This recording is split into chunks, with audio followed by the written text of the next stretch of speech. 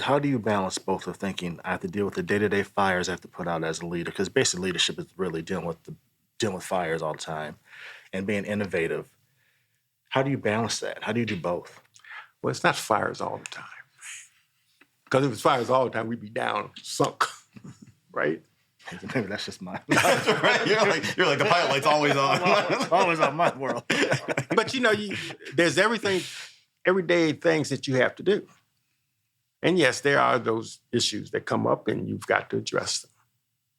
But at the same time, you can't make movement unless you're also looking forward. So you're in the present, learning from the past, but actually looking forward. And so as you think through that, and as I think through that, you always got to keep that in mind, because you can't be stagnant.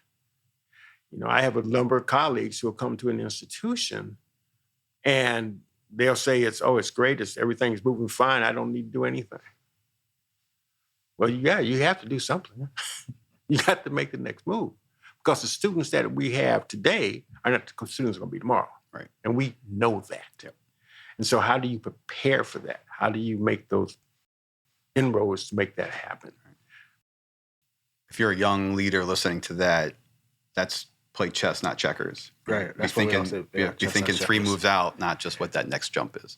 I mean, it's just like we do. I can tell you about budget. I can tell you about programming. We look at 10-year types of perspectives, and it's a rolling 10-year. So you get to the first year, you got a 10-year, you get to the second, you add another on top of it to do that rolling.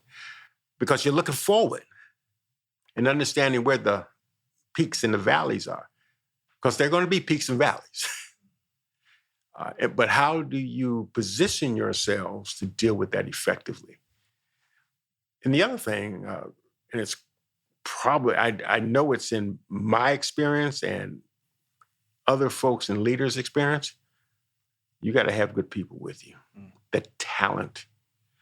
And I'm fortunate to have that talent with me, that they can make those types of moves, and they're looking future, because when they actually go out to their next job, they'll be able to make movement. I've seen 2 of my folks already become presidents. Mm-hmm. And my guess is I'll see 2 more in a very short period of time.